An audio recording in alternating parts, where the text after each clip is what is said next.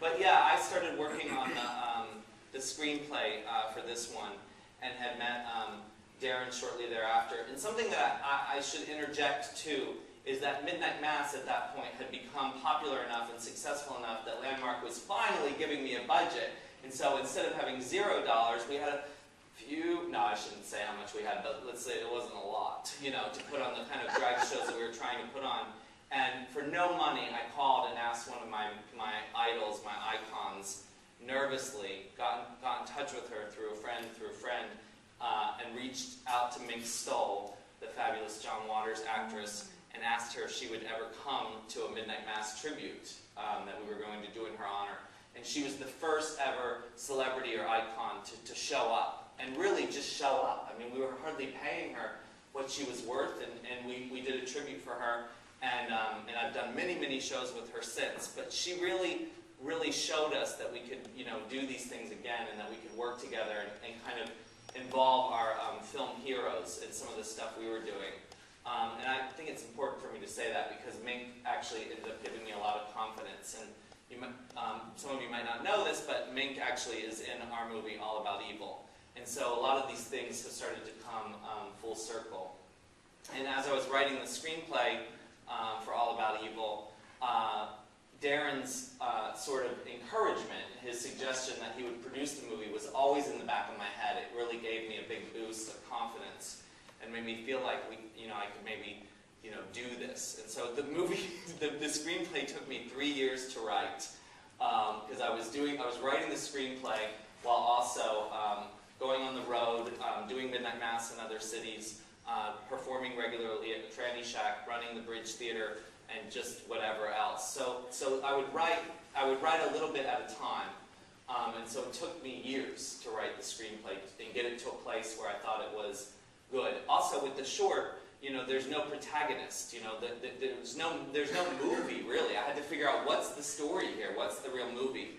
And so in our bigger movie, there's a whole high school storyline that goes along with it because Deborah's #1 fan is this kid Steven, who's the kid who's obsessed with the horror movies in high school that the adults are worried about. So there's a little bit of Joshua thrown in there.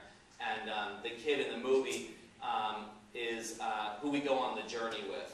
And as the movie has, slowly but surely kind of come together, one of the things that started to happen was we actually had a chance at financing. And we started meeting with different people, and Darren and I actually went to the set of The Terminator, the Sarah Connor Chronicles, the show on Fox, and I met with John Connor, a.k.a. Actor Thomas Dekker, who, and I'm not lying here when I tell you this behind-the-scenes story, asked me if it was true that I knew Mink Stoll. And here I am in this big set of this big budget TV show where the whole world is centered around Thomas. And we get into his trailer and he says, "Is it true you know Mink Stoll?" And I said, "You have to be in our movie. You are, and I looked at his, and guess what? He had a Nightmare on Elm Street, Part 1, Part 2, and Part 3, right there in his DVD collection. And I could say, "You have to be in our movie," because he was so Steven, the character in the movie, in my mind, and Thomas was great, and as we inch closer and closer, and all this stuff is coming together, it's really exciting to say that Thomas is going to be in the movie, and it's been surreal, kind of putting the thing together. The folks that have come along and helped, it's been this amazing marriage of sort of, I feel like the bohemian underground world that I was sort of raised in here in San Francisco with these fantastic, talented professionals who are showing up because they believe in the script and the project and in us, and I couldn't really have imagined that we'd be pulling together this team. And actually I do want to say hi to our director of photography, who's here tonight in the audience, the fabulous Tom Richmond, who's shooting our movie.